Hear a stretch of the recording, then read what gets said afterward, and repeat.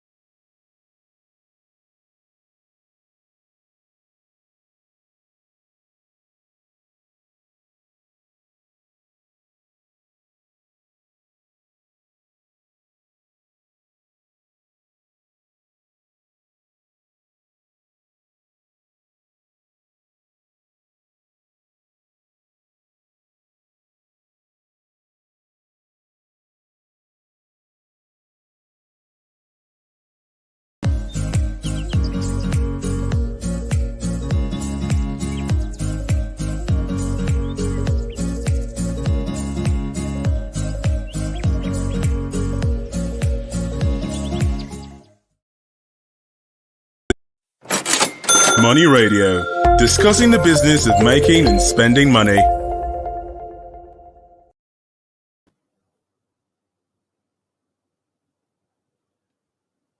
Welcome back. We do sincerely apologize for that break in transmission as a result of some technical issues. Before we went on that break, we've been talking about the cost implications of the system breakdown of the National Identity Management Commission's National Identity Management Verification Service, which broke down last weekend. The Commission has promised that it will do all its best to ensure that it brings back this service so that telecom companies, banks, and other important agencies of government and also private sector concerns can begin to process data information and attend to their customers. And we've been talking about why and the system has to break down in the first place and what it has cost a lot of people, including subscribers nationwide, who have so lamented about the bad situation. Daniel, you were making a point before we went on that break, and then I want you to elucidate on that fact that you are. See, it's apparent that there was no risk assessment on the server, because what risk assessment would have done, it would have identified every possible breakdown. If the breakdown would be as a result of data corruption, risk assessment will identify it. If the breakdown would be as a result of network connectivity, the breakdown will identify it. If the breakdown, whatsoever possible, any likelihood of a breakdown, a risk assessment. That's why it's always important that organizations embark on the risk assessment, especially for servers and systems that are considered to be highly available, that are considered that needs to be highly available. So a risk assessment was not done. Even if it was done, it was not comprehensive, and that is why it is taking this long to restore. If there was a proper risk assessment to have determined the possible likelihood of a breakdown, the risk assessment will tell us this will likely happen, even though it may not even happen in its whole entire time that the server will be on. It may not happen, but there is a likelihood that it will happen. If it happens, what should we do? The risk assessment will tell us what we should do. It will give us the time that there's going to be restoration. So a very comprehensive risk assessment will ensure that restoration for a highly available service like that should not be more than 24 hours. Not more than 24 hours. It shouldn't be. Oh, this one is taking longer than necessary. It's already, we're already in day 4, if not day 5. So it's sad. So does it now mean that the managing organization does not know what needs to be done? What exactly is wrong with what exactly is wrong with doing the right thing? Okay, the NIMC actually issued a statement, of course, regretting the sad development and then apologizing to Nigerians and the stakeholders in the industry to be a bit patient. And let me quote what they said in the statement. The NIN verification service is temporarily unavailable due to the maintenance service being carried out by one of the Commission's network service providers. So that's the reason they gave. That is not a reason. Maintenance. Maintenance are being done at night. Yes. Let's start from there. Maintenance, no matter, I don't know what service they are maintaining. If you're maintaining a service, you should have a backup where you can your service can still be available to your clients. So you can't just come and say that you are doing maintenance. One, if it was maintenance, there's supposed to be a notification that there's going to be maintenance. Okay. So if it was maintenance, you should have a backup while maintenance is ongoing. You get? So that is just reasons to cover up the negligence that has happened in the part of the company that is managing the servers. So it's not a calculated reason. Mm. There are way better reasons that can be given for the breakdown that will even be acceptable based on the fact that it is possible, but not saying that it was maintenance, because you can't say it was maintenance where you did not notify in the bank, you didn't notify immigration, you didn't notify all those that you need to notify that have direct connections to that service. You didn't notify them that it's going to be maintenance. And when you're doing maintenance, you will tell us the numbers of this, the maintenance. Yeah. Now we don't even know when the service is coming back on. So it's not a case of maintenance. It's just they needed to give a reason why the server is down, and that's what they are giving. Okay, now they're also saying that they referred Nigerians to another alternative they call the alternative tokenization verification platform.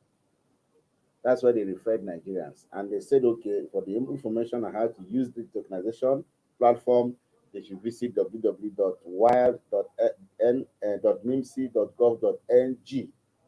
You understand that? But a clear look at what this the tokenization platform, many firms, like we said, cannot even process that. That's what the complaint is all about. They can't process created, these are, it's still, all these things still boils down to the fact that there was no risk assessment. It still boils down to the fact that there was no risk assessment. In fact, the more reasons they are giving, the more reasons I am saying, because I'm from the technical point of view, I already know what exactly is likely going to happen. Yes. in the case of things like this. Because now it is they are giving us a subdomain that is not the verification domain, the original verification domain. That means it was recently created, and it would, if that subdomain, it was hurriedly created, and anything that is hurriedly created like that, there is every possibility that it's going to have vulnerabilities. So while they are trying to ensure that people still have access to their service, and while they work on the main system, these are things that should have been in place even before the breakdown. You can't just come and you hurriedly put something up and say, okay, continue using my services. It means that thing you're putting up already, there is every likelihood and every chance that if attacked, you will see vulnerabilities. If enumerated, you will see vulnerabilities, and these vulnerabilities can be exploited. And once exploited, my data, your data, would be there. Yes. That is my concern. I have my data with NIMC, and I would not want anybody to go have access to my data without my consent. Because we talk so much about data privacy. Yeah. Remember, like just about a couple of days ago, we celebrated World Data Privacy Day. And so, if this kind of challenge will erupt in the middle of serious business, where it has now affected banks and other agencies, other organizations, and they are giving us the tokenization platform as an alternative, temporary alternative. So you say now, just like you said, now this one is not that reliable, and it's susceptible rather to vulnerability. True, because it was hurriedly based on the fact that it was hurriedly, created and made available without any form of, there is no security testing, there is no software testing, there is no, these are things you don't just rush and do. You can't bring up a service and you say that we should come and start using it in 4 days. What level of testing has been done to that application that you're making available? No matter what name you call it, whether you are calling it alternative authorization or alternative tokenization platform, it doesn't matter the name. What matters is that as this service you're bringing to us to use, or you're telling the banks and others to use, hasn't been, it was designed years good. Is it working? Yes. Has it been tested? Has it passed through the necessary, the rigorous quality control or software testing assessment? Wow, that's from the technical perspective, and I'm sure a lot has been missed. A lot is being missed already by this type of crisis that we have at hand. And of course, yesterday they're just full of apologies. Even yesterday, the Palagalas, the backbone, issued a statement also apologizing to the Nigerian public that about the system breakdown. Of course, you know that the ones handling the issues concerning the server of the NIMC.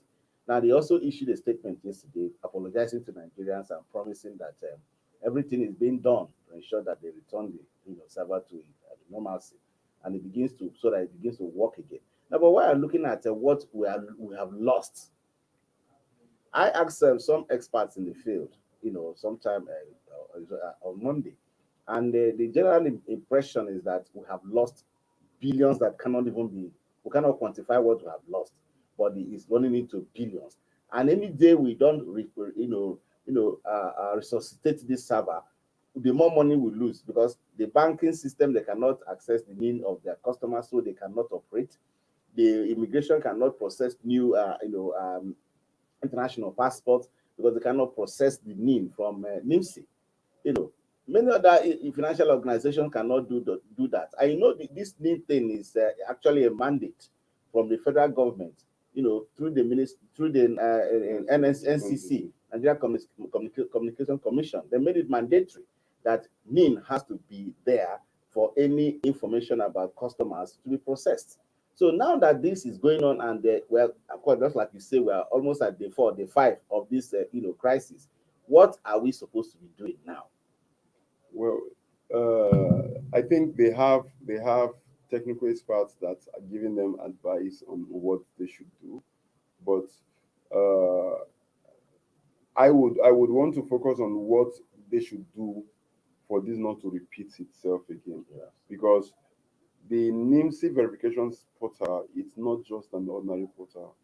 It's a portal that connects every single database. That it's supposed to connect every single database in Nigeria together. Yes. Right from the land database, the population database, the driver's license database, the immigration database, the vehicle particulars database. All these databases, they are supposed to be integrated into the NIMC. The NIMC is supposed to be the house that hosts all of them.